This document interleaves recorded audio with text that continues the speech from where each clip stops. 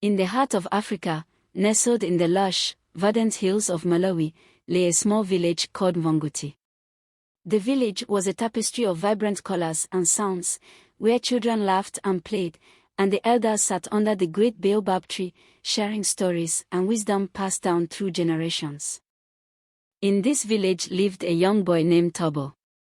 Thabo was known for his curiosity and his adventurous spirit.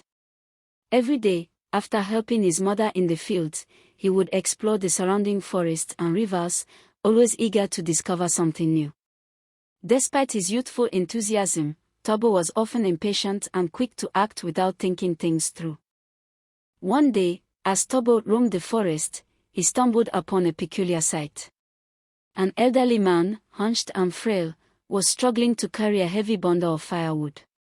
Without a second thought, Thabo ran to the man's aid.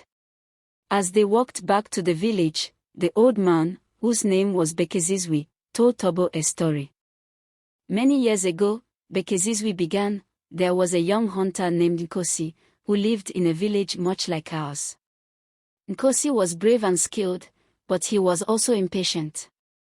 He wanted to be the greatest hunter the village had ever seen, and he believed that speed and strength were all he needed. One day, while hunting deep in the forest, Nkosi spotted a magnificent kudu, its antlers like the branches of a tree.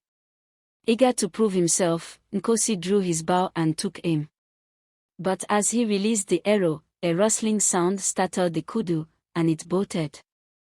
Nkosi chased after it, determined not to let it escape.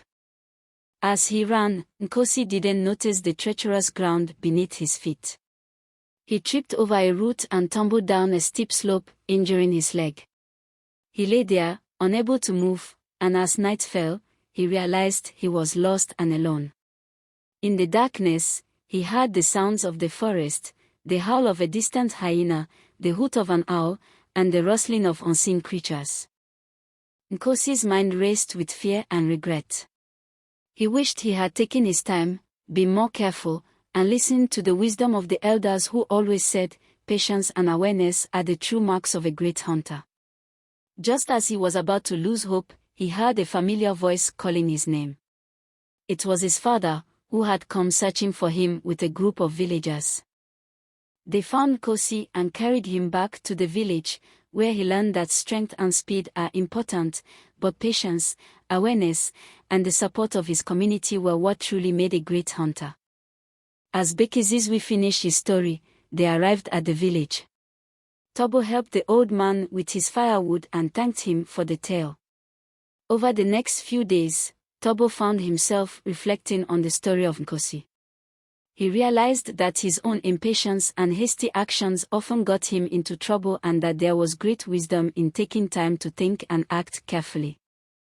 From that day on, Thabo approached life with a new perspective. He listened more to the elders' stories, learned to observe his surroundings keenly, and understood the value of patience. He became known not just for his curiosity and adventurous spirit but also for his wisdom and thoughtfulness. Thabo's journey from an impulsive boy to a wise young man became a new story told under the baobab tree, inspiring future generations to understand that true greatness comes from a balance of courage, patience, and the wisdom to learn from those who came before.